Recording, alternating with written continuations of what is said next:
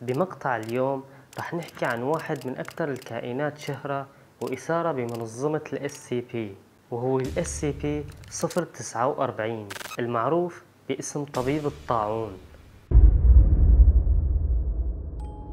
ال SCP-049 شكله مثل البشر العاديين، وبيلبس ثياب طبيب الطاعون الأوروبي التقليدي من القرن ال17. وعلى الرغم من أنه ثياب ال SCP-049 مبينين وكأنهم قطعة قديمة، إلا أنه جزء لا يتجزأ من جسمه وما بيقدر أنه يخلعهم، ومبين أنه جزء من جسمه، وهذا الشيء بيخليه مختلف وغامض كتير.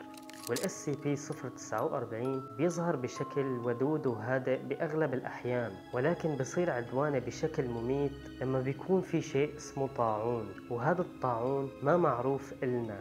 ولكن ال SCP-049 بيعتقد انه وباء خطير ولازم يقضي عليه، ولما بيحدد ال SCP-049 ضحيته بيثبتها وبيجري عليه عملية جراحية باستخدام ادوات طبية قديمة بيحملها معه. والمدهش بالامر انه الضحايا بيموتوا بعد العملية، ولكن بيعتقد انه عم يعالجهم.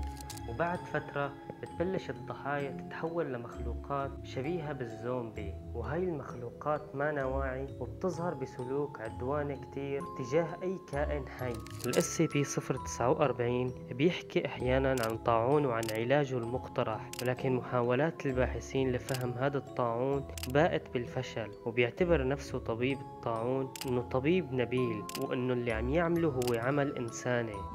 وهيك بنكون وصلنا لنهاية المقطع عن ال SCP-049. إذا عجبك المقطع لا تنسى تشترك بالقناة وتحط لايك وتعلق وتكتب لنا بالتعليق أي SCP حابب إنك تسمع عنه وتعرف قصته.